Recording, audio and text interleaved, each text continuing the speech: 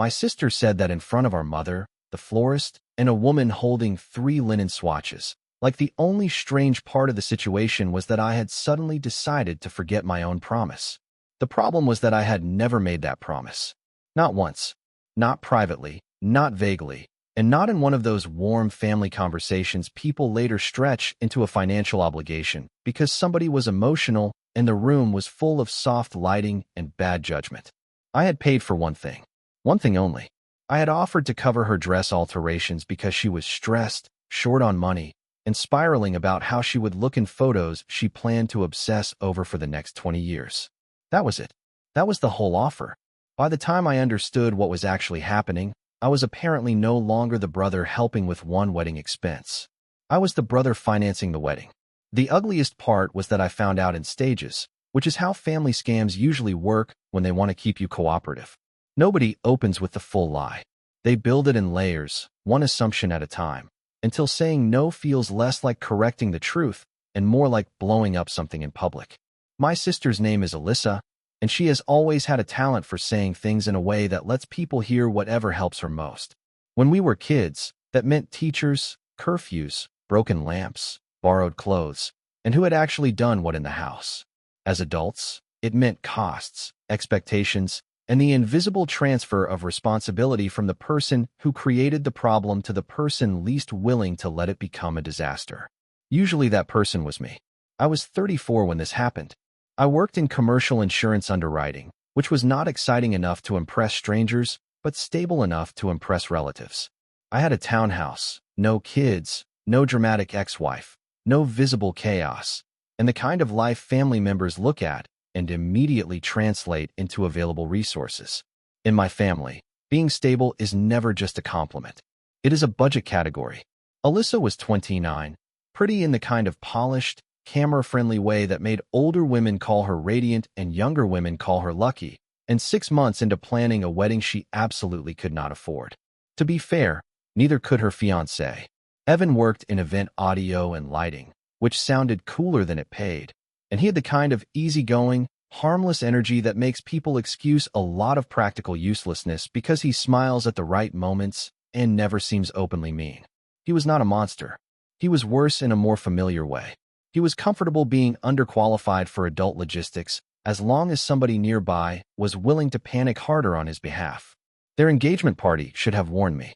It was at Evan's parents' house in late spring, on one of those windy Saturdays where outdoor decorations keep trying to leave before the guests do. Napkins were blowing across the patio. The edge of the tablecloth kept lifting every time somebody set down a glass. Alyssa looked thrilled. Evan looked pleased with himself in that low-effort groom way men sometimes do when a major life event is somehow happening around them without requiring much visible competence.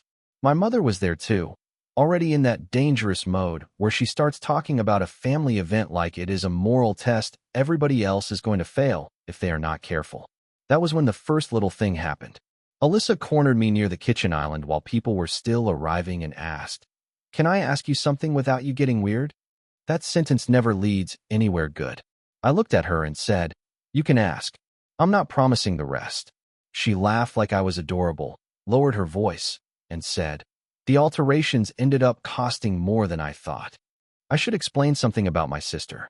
She always described financial problems like they were acts of weather.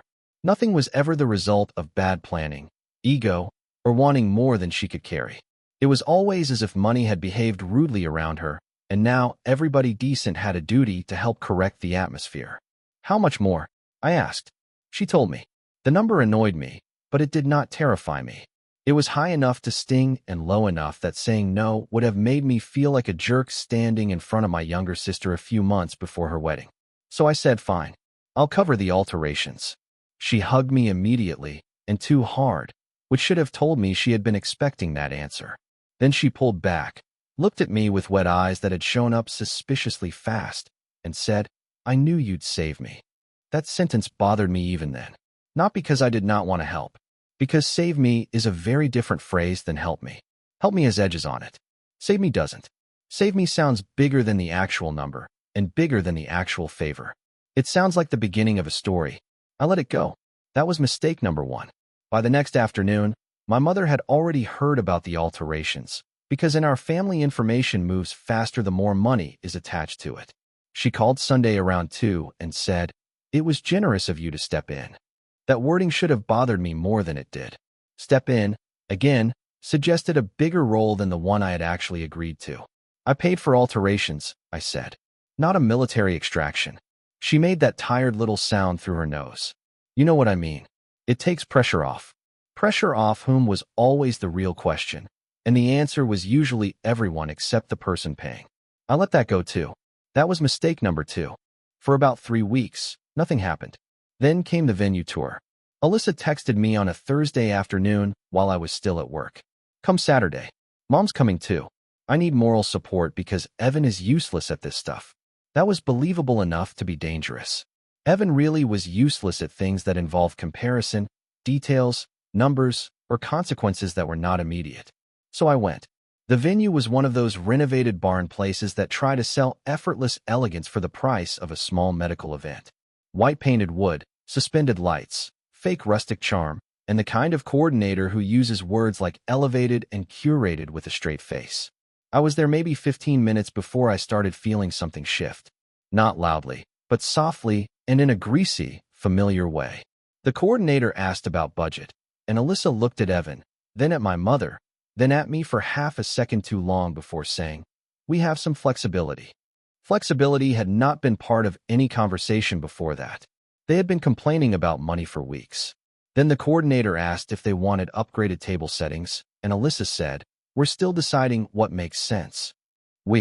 That word landed, but not sharply enough. The meeting kept going. Chairs, linens, signature cocktails, ceremony, arch florals.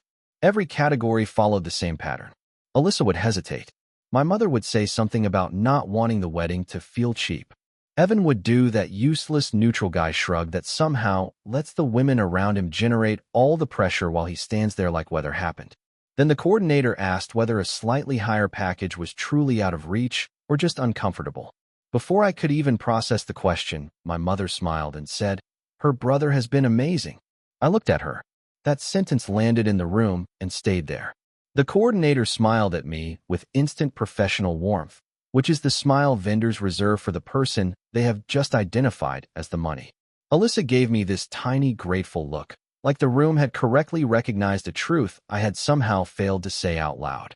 I should have corrected it immediately. I did not. That was mistake number 3. I told myself I was reading too much into one sentence. I told myself maybe my mother just meant I had been supportive. I told myself not every weird family moment is a prelude to financial ambush. That is the problem with experience. Sometimes it makes you wiser. Sometimes it just makes you better at inventing excuses so you do not have to deal with conflict yet. The real warning came 5 days later. My mother invited me to dinner, which should have tipped me off immediately because she never says dinner when she means dinner. In our family, dinner often means quieter theater. We went to this steakhouse she likes because the lighting flatters her and the staff knows her well enough to make her feel important. She talked about normal things for maybe 15 minutes. My aunt's blood pressure, a neighbor's divorce, somebody from church having a dramatic season, which usually means they publicly objected to something my mother privately did. Then, after the entrees came, she said, "I'm glad Alyssa has you."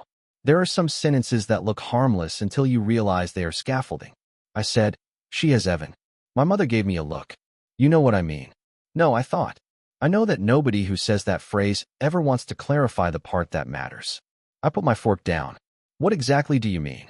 She reached for her water and took a slow sip, which was never a good sign. It meant she was buying herself time to phrase something in a way that sounded less manipulative than it actually was. "I mean, she's calmer because she knows she's not alone in this." That irritated me immediately. She's not alone. She has a fiancé. My mother tilted her head slightly. "Yes, but you know how men are with wedding planning." That sentence alone almost made me laugh, because it was such a perfect little excuse. Evan's uselessness had already been converted into family obligation around him, which is one of the oldest scams on earth. I said, "I paid for her alterations. That does not mean I joined payroll." She blinked once, a little too slowly. That was when I knew something had already been said somewhere else. "What?" I asked. "Nothing, Mom." She set her glass down. "Nobody said you joined anything. That meant exactly the opposite. Something had absolutely been said, and she was already trying to manage my tone before I even had the full information. I leaned back and looked at her. What does Alyssa think I'm paying for? She let out a long breath through her nose like I was being difficult before I had even earned it. She doesn't think of it that way. That was not an answer. So I asked again, what does Alyssa think I'm paying for? My mother looked away for half a second, which in her case was basically a confession. She just feels reassured that if something goes over, you're not going to let her drown. There it was again. Not a number. Not an agreement. Worse, open-ended rescue language.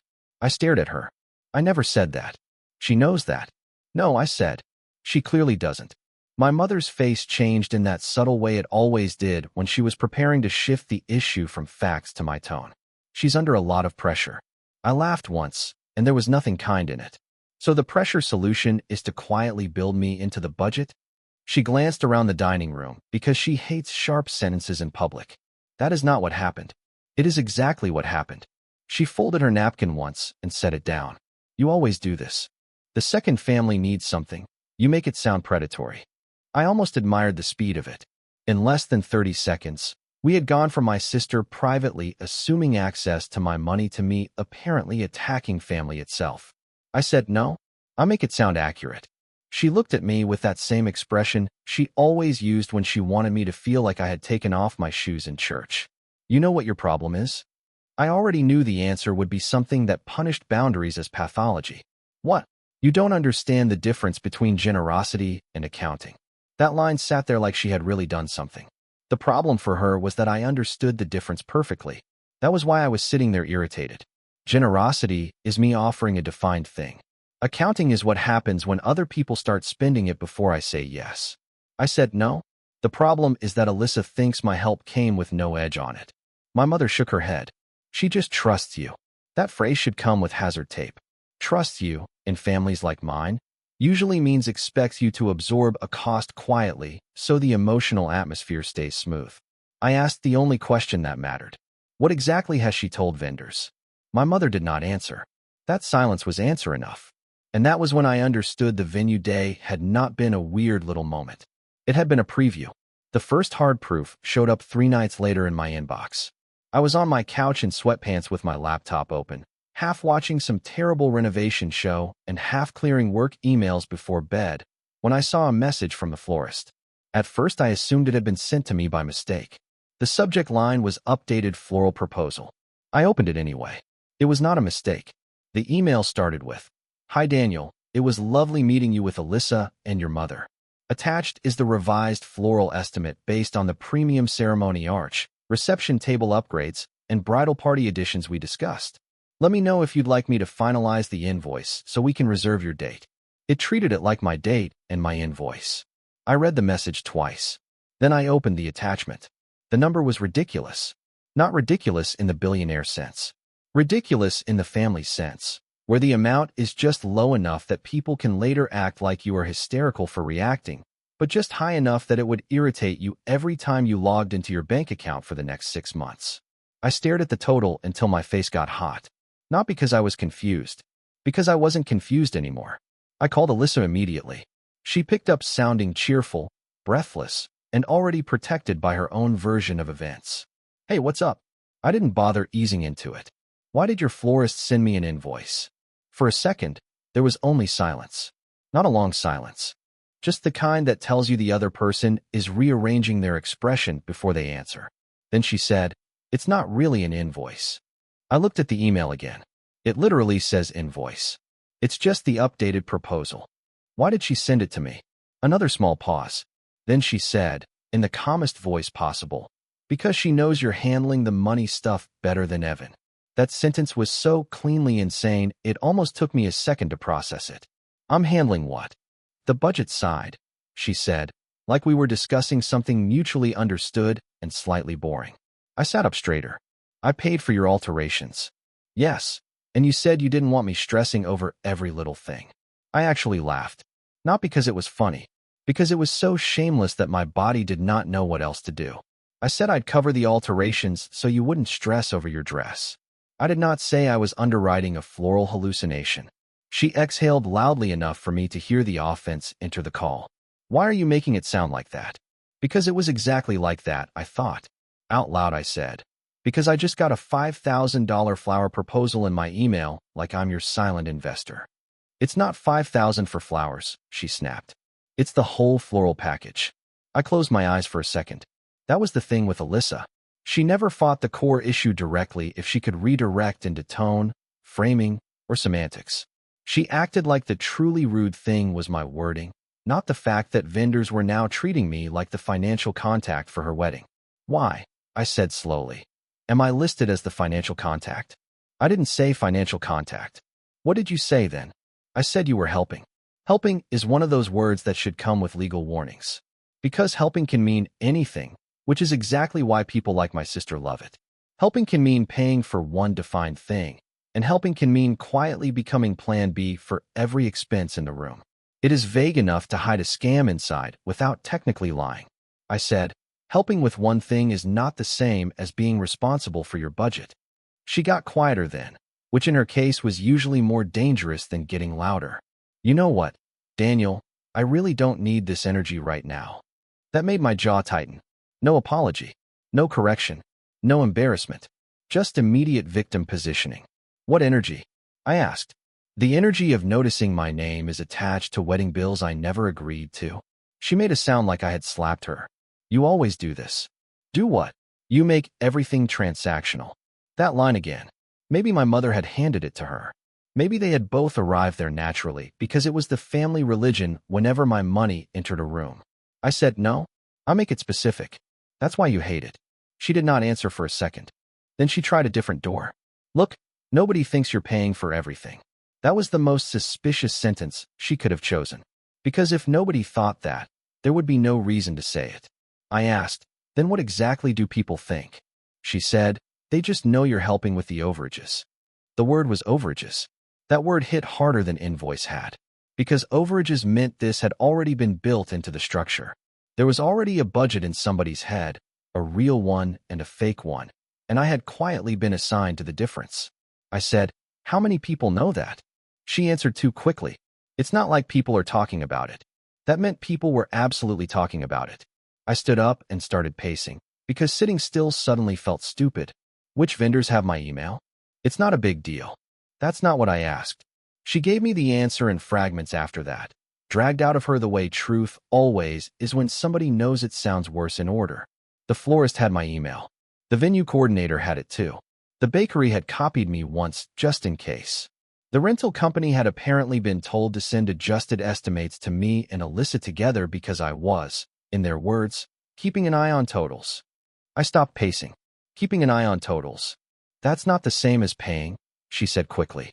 No, I said. It's the part right before paying. Then she got angry, which I honestly preferred, because at least anger is more honest than her soft, helpless routine. You know what? Maybe I just assumed my brother loved me enough not to make this humiliating. That was the blade. That is what family pressure always becomes when the softer tricks stop working. If gratitude, vagueness, and shared language fail, then they go straight to humiliation. They make your boundaries sound like public cruelty. I said, you humiliated yourself the second you started passing me around as backup funding without asking me. That is not what happened. It is exactly what happened. No, she said. What happened is that you offered help, and I trusted you. Again with trust. Trust is such a useful little lie in families like mine. It sounds noble when what it really means is that someone got comfortable spending your future yes before you gave it. I said, do not use that word with me right now. That finally quieted her. Then she said, low and sharp, you don't get it because you've never been the one people are looking at. That almost worked. Almost. Because there is a version of that sentence that is real. Weddings do put women under stupid pressure. Families do stare. Vendors do sell shame with ribbon around it. Social media has turned normal people into unpaid producers of their own public fairy tale. The problem was that she was using all of that reality like a crowbar. I said, no, I get it perfectly. I just don't think your panic gets to nominate me as a funding source. She started crying then. Not full crying. Audio crying. The kind that arrives in the throat first and always seems to begin right when the argument is losing. I can't believe you're doing this over flowers. That line annoyed me so much I had to sit back down. We are not doing this over flowers. We are doing this because you made me part of your wedding budget without asking me. You're blowing it up. You already blew it up, I said. You just assumed I'd stand in the crater smiling. That ended the call badly. She hung up while still doing the wounded breath thing, and I sat there on the couch with the floral proposal still open, feeling that very specific kind of anger that only comes from realizing a private family manipulation has already gone semi-public before you even found out it existed. The next morning, I emailed the florist back. I kept it polite because politeness is useful when you need a paper trail later.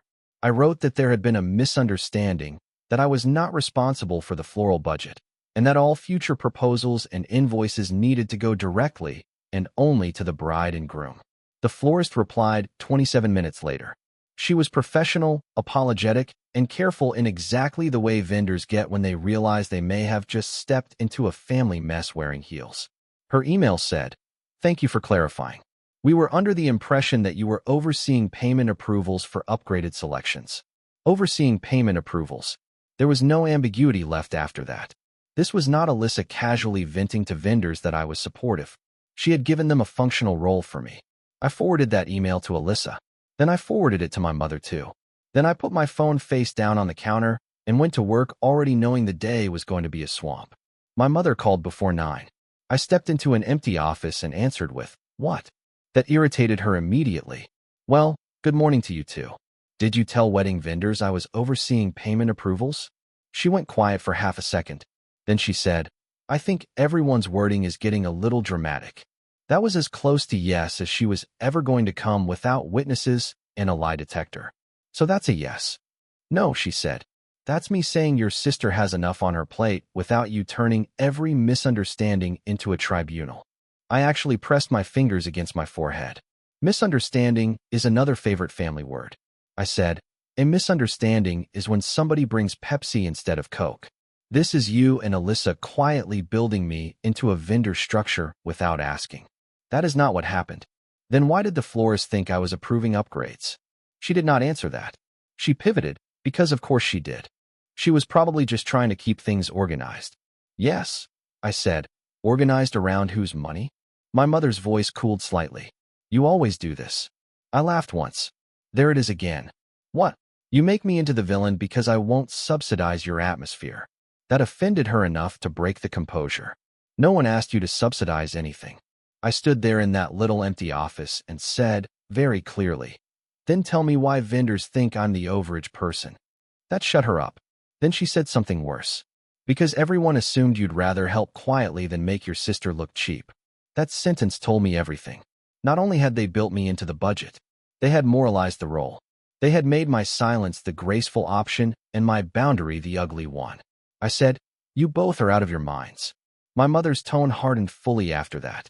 "You need to think carefully about how you want to handle this, because if you embarrass her publicly over wedding costs, people will remember that." There it was again. Not money, not fairness, memory, reputation. The threat had entered the room. I said, "If anyone gets embarrassed, it'll be because she told people I was paying when I wasn't." She never said that. "No," I said. "She just said enough to make vendors treat me like a checkbook with a pulse." That made her angry. "You're being nasty." "No," I said. "I'm finally being precise." Then I ended the call because I had work to do, and I could already feel the whole thing trying to spread into every part of my day. At lunch, I got another email. This one was from the rental company. Same tone. Same careful professionalism. Same trap, now exposed by daylight. They wrote that they had noted my request and would update the file so that only the contracted clients, meaning Alyssa and Evan, would receive future approvals and billing. The phrase contracted clients felt cleaner. Even that phrase felt cleaner than anything my family had used with me in a week. I screenshotted that too. Then I got a text from Evan. That was new. He had managed to stay mostly decorative up to that point, which was his favorite position in any conflict. His message said, "I think this is getting bigger than it needs to be. Alyssa's already really upset." I stared at it and laughed. Because of course that was his entry point. Not facts. Not accountability. Not, "I had no idea and I'm fixing it." Just scale management. Calm the woman down. Smooth the room out. Make the discomfort smaller. I replied, "Then fix it. Tell every vendor I'm not paying for anything except what I already agreed to." He took 11 minutes to answer. I thought you were helping more broadly. There it was again. The male version. Less elegant, more pathetic, but structurally identical. I replied, why would you think that? His answer came back almost immediately. That's how Alyssa and your mom talked about it. And there it was, plain as day. The whole rotten machine was finally exposed, clean and visible. Evan thought I was helping more broadly because Alyssa and my mother had made it sound that way. The vendors thought I was approving upgrades because Alyssa and my mother had made it sound that way. Somewhere between the dress alterations and the floral proposal, my actual offer had been stretched into a role. I was no longer the brother who had helped with one expense. I was the quiet backstop for anything that went over. I should have pulled out completely right there. I know that now. At the time, I made the mistake a lot of people make when the manipulation gets just public enough to feel dangerous. I told myself I needed to see the full size of it before I blew it up. I wanted one clean moment that nobody could later soften with family language and fake confusion. I wanted proof big enough that no one could come back later and say I had overreacted over one awkward email. That moment came on Saturday at the cake tasting. I almost didn't go. Alyssa sent me a text Friday night that said, please come. Don't make this weirder than it already is. That sentence was so upside down it almost made me laugh. She had quietly turned me into a line item with a pulse, and somehow my absence was what would make things weird. I should have ignored it. Instead, I went because I wanted to look her in the face in a room with other people in it and see how far she had really taken the lie. The bakery was one of those boutique places that sells nostalgia at luxury pricing. Everything was cream-colored, carefully lit, and expensive in a way that tried to look soft. The display cases were full of tiny, perfect desserts nobody actually wants after 2 bites, and the woman running the consultation had that polished expression vendors get when they have seen every possible version of wedding delusion and learned how to smile through all of it. When I walked in, Alyssa was already there with Evan and my mother. My mother gave me one of those clipped little smiles that already contained blame. Alyssa looked puffy-eyed but polished, which meant she had either cried recently or made sure it looked like she had. Evan looked relieved to see me in the way weak men often do when another adult enters the room and they think responsibility might spread out more evenly. Then the consultant said the sentence that answered every remaining question. Oh good, she said, smiling at me. Now that her brother is here, we can finalize the budget direction. The phrase was budget direction, not emotional support, not family input, not brotherly reassurance. The phrase was budget direction. I just stood there for a second. Alyssa's face changed instantly. Not much, but enough. I saw the flicker. She knew exactly what that sentence had just done. I looked at the consultant and asked, what exactly do you mean by budget direction? The woman gave a small, polite laugh, like I was being formal for no reason. Well, Alyssa said you were helping them make final decisions on any upgrades that affect overall cost. There it was again. Not helping with one thing. Not being there in case of disaster. Final decisions on upgrades. I turned my head slowly and looked at my sister. She had the nerve to look embarrassed. That almost made me angrier than if she had looked defiant. My mother stepped in immediately, because of course she did. I think everyone is getting a little hung up on wording. That was her move every time. Whenever reality finally got too clear to deny, she started trying to make language itself the problem. I looked at her and said, no. What I think is happening is that I'm hearing the same lie from 3 different businesses. The consultant's smile disappeared. Evan looked down at the tasting table. Alyssa looked at me with wet eyes like she couldn't believe I was doing this in public, which was rich, considering she had made the whole thing public without asking me. She said my name in that soft warning tone people use when they want the real issue to become your volume instead of their behavior. Daniel. I looked right at her and said, no, you don't get to do that. Not today. The room went still enough that I could hear the refrigerator behind the display case humming. The consultant tried to rescue the atmosphere. If there's been any confusion, we can clarify responsibilities and move forward. That was actually the most adult sentence anyone in the room had said. I turned to her and said, that was good. Then let's clarify. I am not paying for this cake. I am not approving upgrades. I am not part of their budget process. I paid for one separate thing, and that has nothing to do with this meeting. The consultant nodded quickly, the way professionals do when they realize they've walked into a family minefield and would now like to step backward without losing a shoe. Understood, she said. Alyssa stared at me like I had just set fire to the tasting table. "You really want to do this here?" she asked. That line almost made me laugh. I said, "You started it here.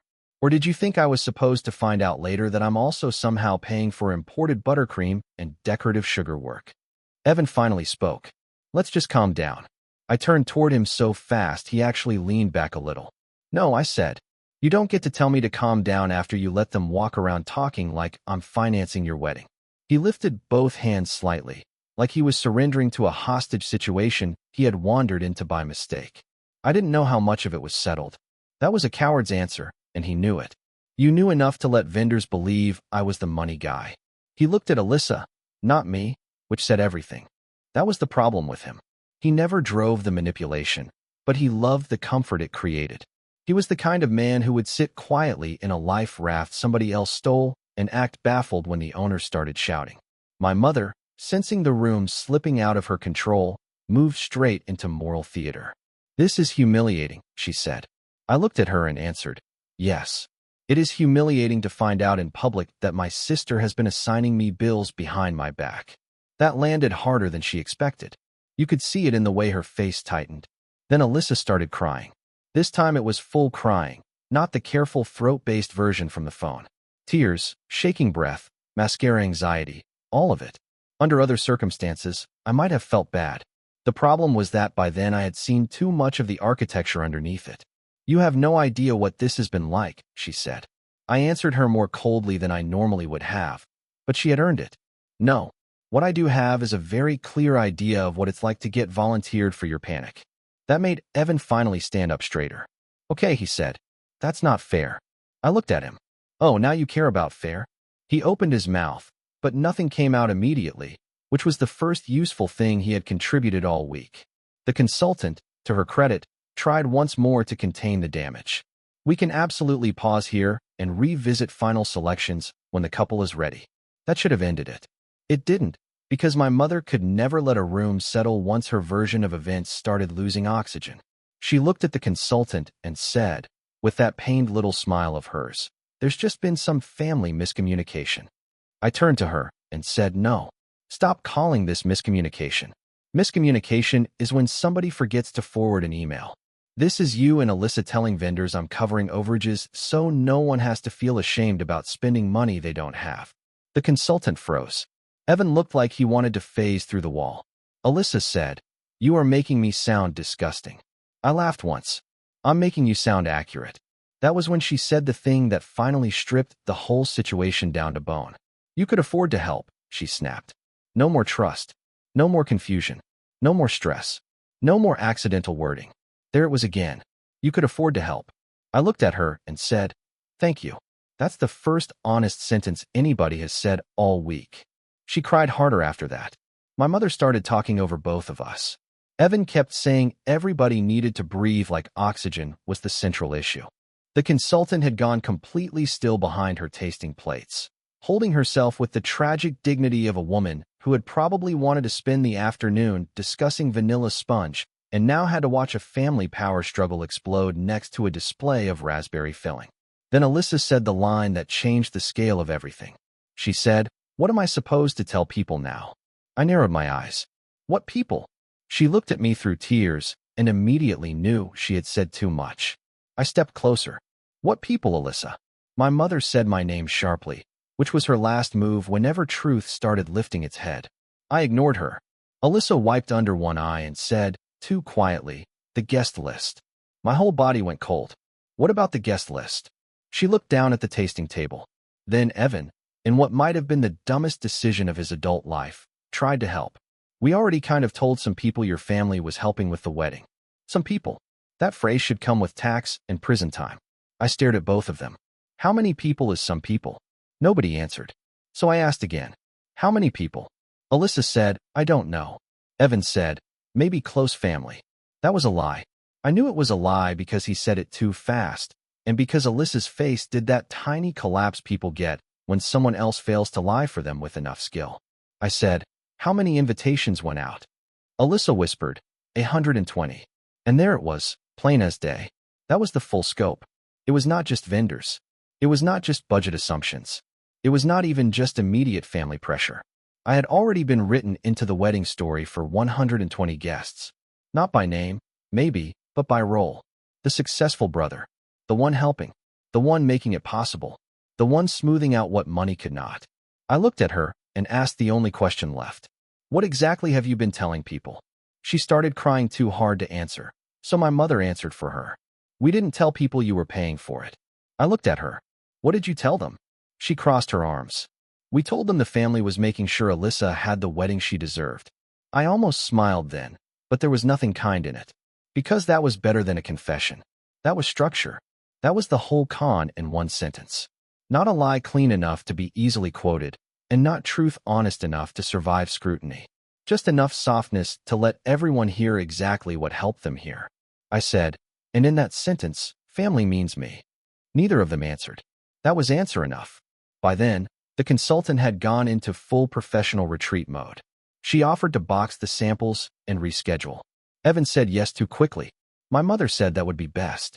Alyssa was crying openly now, holding a napkin under one eye like the whole thing had somehow happened to her. I picked up my bag. Then I looked at my sister and said, very calmly, you are going to call every vendor and correct this. Then you are going to tell me exactly what you've been saying to family. Then you are going to decide whether you want a wedding you can afford or a humiliation you created yourself. My mother made a scandalized sound. That is vicious.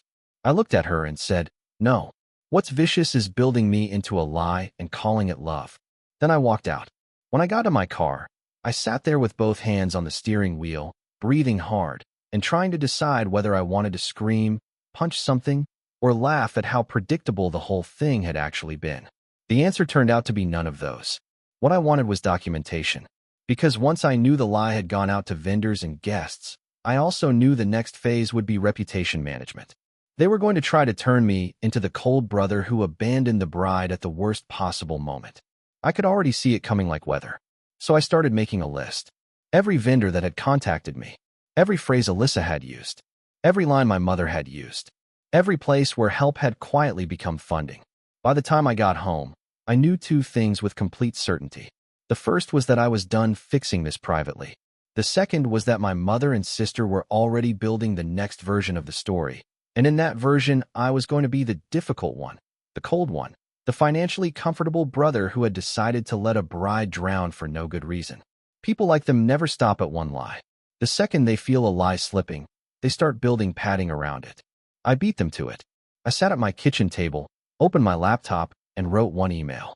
Then I rewrote it twice until it was sharp without sounding unhinged, because that balance matters when you are dealing with family. If you sound too soft, they ignore you. If you sound too angry, they start treating your anger as the event instead of the thing that caused it. The final version went to Alyssa and Evan first. I wrote that I was putting everything in writing because there had been repeated misrepresentations involving vendors, wedding finances, and my role in their planning. I stated clearly that my only financial contribution had been the dress alterations, which had already been paid. I stated that I had not agreed to cover floral overages, cake upgrades, rentals, venue upgrades, decor, guest-related costs, or any other wedding expense, whether directly, indirectly, temporarily, or if something went over. I told them that any vendor who had been told otherwise needed to be corrected immediately, in writing, by the two of them. I also wrote that my name, email, and contact information were not to be used again for approvals, billing, or budget decisions. Then I added the part that mattered most. I wrote that if any further assumptions were made publicly about me financing the wedding, I would correct them publicly. I read it one more time, hit send, and felt better almost instantly. Not calm. Better. There is a difference there. About 10 minutes later, Evan replied. Not Alyssa. It was Evan. That told me a lot. His email was short and cowardly in exactly the way I expected. He said everyone was emotional, that nobody had meant to make me feel used, and that they thought there had been a genuine misunderstanding about what helping meant. That word had done more criminal work in 10 days than most people do in a lifetime. I replied with one sentence. There is no misunderstanding when vendors and guests are told a financial story I never agreed to. Then I stopped answering him. Alyssa took longer. She sent me a text just before midnight that said, I cannot believe you put that in writing. That almost made me laugh. Of course that was what upset her. Not the lie. Not the pressure. not the fact that 120 people had been fed some polished version of my wallet. What offended her was documentation. I replied, "You should have thought about that before you built me into the budget." She called immediately. I declined it. She called again. I declined that too. Then my mother called. Of course she did. I answered because by then I was curious what angle she would try next. She opened with, "You need to calm down before you do lasting damage." That sentence was so on brand it almost felt lazy. "I'm not the one who did the damage," I said. "You are now," she snapped. "You put something ugly in writing that can be forwarded." That was the most honest thing she had said in days. Not unfair, not unkind, not inaccurate. Ugly in writing because writing survives. Writing does not blur the way family conversations do. Writing refuses to cooperate with atmosphere. I said yes. That was the idea. She went quiet for a second. Then she tried the higher road tone. "Daniel, weddings are emotional. People say things loosely. People assume support when family is close. You are taking every imperfect sentence and treating it like fraud." I leaned back in my chair and looked out into my dark kitchen. "No," I said. "I'm treating a financial lie like a financial lie. You are obsessed with making this sound mercenary. You are obsessed with making it sound loving." That landed exactly the way I intended it to. She did not like it. "Your sister is devastated." "No," I said. "Your sister is inconvenienced." That made her angry enough to drop the silk voice entirely. "You know what? Maybe you should be ashamed of yourself. She is trying to have one beautiful day, and instead of helping, you are calculating." I almost smiled. There it was again. Calculating. Transactional. Cold. Precise. In my family, every word for boundaries eventually gets dressed up as a character defect. I said, "You're right about one thing. I am calculating now. I'm calculating exactly how far this got without my permission." Then I asked the question she had been avoiding since the bakery. "Who else did you tell?" She did not answer. So I asked again, "Who else did you tell?" She said, "No one important." That was a terrible answer. "Give me names." She let out a disgusted breath. "I am not doing this with you." "Yes," I said. "You are." Then she said something that made the whole thing snap into focus even more cleanly than before. "We told people your side of the family was stepping up." I sat there for a second. My side? Not even our family anymore. That was the phrase she chose. That was the thing about my mother when pressure got high enough. Her language stopped pretending to be unified. It became tribal accounting. And in that sentence, I said, "My side means me." She did not deny it. Instead, she said, "People were asking how they were affording it." There it was again. The social layer. They had not only built me into vendor approvals. They had built me into the narrative because they needed the wedding to make emotional sense to other people. Once the spending outgrew the visible income, they needed a respectable explanation. Not loans. Not debt. Not panic. Family support. Family stepping up. The older brother helping. The room could relax again once it had a story. I said, "So you solved her image problem with my bank account." That is a disgusting way to say that. It is an accurate way to say that. She actually sounded tired after that. "Why are you being so hard?" "Because softness had already cost me enough," I thought. Out loud I said, "Because every soft version of this has already been used against me." Then I ended the call. The next morning, Alyssa finally sent something longer than a wounded sentence fragment. It was 3 paragraphs of emotional choreography. She wrote that she had been overwhelmed, that she had never meant for me to feel taken for granted, that she thought family support meant everyone leaning in where they could, and that she never imagined I would make the situation harsher instead of easier. That line mattered. Not, "I should not have done this." Not, "I'm sorry I used your name." Not, "I'm correcting it now." Just disappointment that I was refusing to perform the role properly. I wrote back exactly once.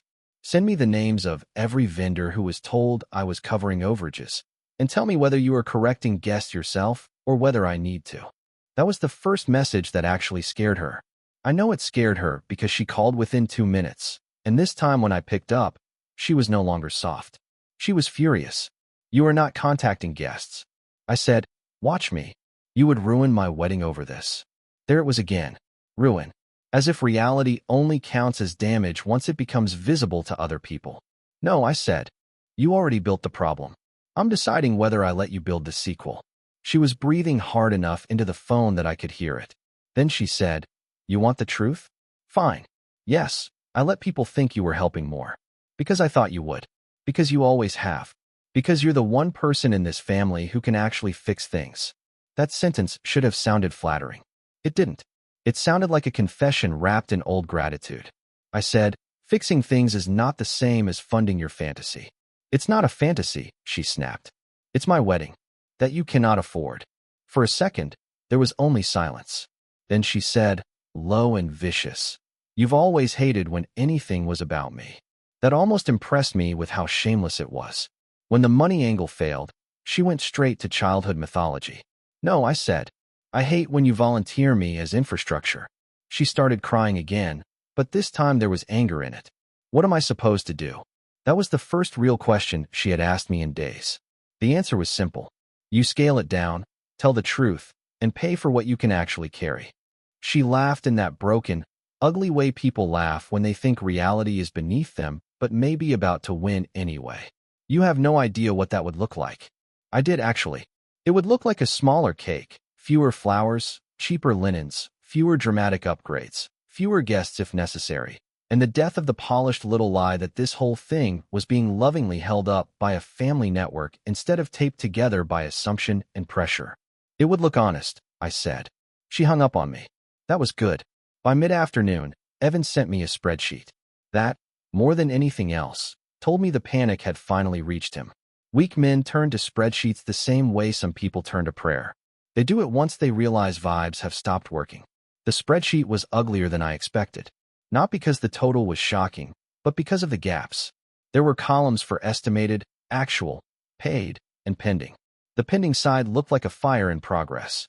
They were already over in multiple categories, and there were still pieces left unsecured. Favors, pressure, and floating assumptions had been doing a lot of labor around that wedding. At the bottom, in a highlighted cell, Evan had written, gap if no additional family help. $11,840. There it was again. That was the real number. Not flowers. Not support. Not overages in some airy emotional sense. Almost $12,000. I stared at that highlighted cell and understood why everyone had been speaking in soft language. Hard numbers kill fairy tales fast. Evan's email was blunt in a way that almost made me respect him for half a second.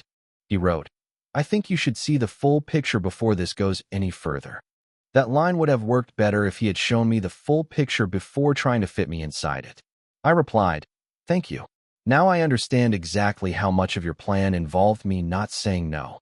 Then I blocked out an hour, printed the spreadsheet, printed the vendor emails, printed my receipt for the alterations, and drove to my mother's house. I was done doing this in fragments. If they wanted atmosphere, they could go find it somewhere else. When I got there, Alyssa's car was already in the driveway. That was good. I walked in without taking my coat off. My mother was in the kitchen. Alyssa was at the table with swollen eyes. Evan was standing near the sink like he would have preferred to be anywhere else on earth. For the first time all week, nobody tried to open with mood management. I put the papers on the table. Then I slid the spreadsheet into the center and tapped the highlighted number. Is this the amount you were hoping family would magically absorb? Nobody answered. So I looked at Alyssa and asked, is this why vendors were told I was handling overages? Her face folded in on itself. My mother said, you did not need to come in here like a prosecutor. I looked at her and said, then you shouldn't have turned me into financing. Evan actually sat down at that. Alyssa wiped under one eye and said, I thought if you saw the whole picture, you might understand. I almost laughed. You mean if I saw the whole hole, I might jump into it willingly? That landed exactly the way I intended it to. Then I said the sentence I should have said much earlier. I am not paying $1 beyond the alterations.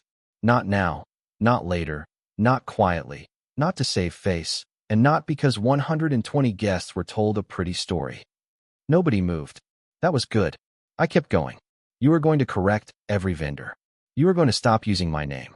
And if anyone in the family tries to paint me as the brother who abandoned the bride, I will tell them exactly what happened, including this number. I tapped the spreadsheet again. That was when Evan finally did something useful. He looked at Alyssa and said quietly, we have to cut this down. She turned on him like he had betrayed her on a battlefield. That's easy for you to say now. He actually held the line, which surprised me.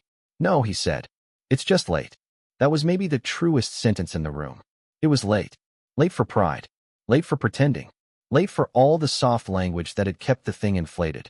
My mother tried one last move. She said, "Family is supposed to help each other in moments like this." I looked at her and said, "Family is also supposed to ask before spending somebody else's money in public." That shut her up. Alyssa cried. Evan stared at the spreadsheet. My mother stood there breathing through her nose like she was trying not to combust out of pure offended dignity. Then I picked up my coat, looked at my sister, and said the last useful thing I had for her. "You can still have a wedding. You just can't have this lie." Then I left. The wedding happened 3 months later. It was smaller, much smaller. The barn was gone. The upgraded floral package was gone. The luxury cake version was gone. The oversized rental package disappeared. The guest list got cut hard. The wedding that finally happened looked a lot more like the wedding they could afford, and a lot less like the wedding they had been trying to finance with borrowed assumptions and my silence. People talked, of course. Families always do. Some people said I had been harsh. Some said Alyssa had gotten carried away. Some said weddings make everyone crazy. That last one is one of the most useful lies in modern adulthood. It lets people drag greed, vanity, pressure, debt, and entitlement into a room and then call it stress when the bill comes due. Alyssa barely spoke to me for 4 months after the wedding. My mother spoke to me constantly, but in that frosty, over-polite way people use when they need continued access to you but want you to feel your failure every time the phone rings.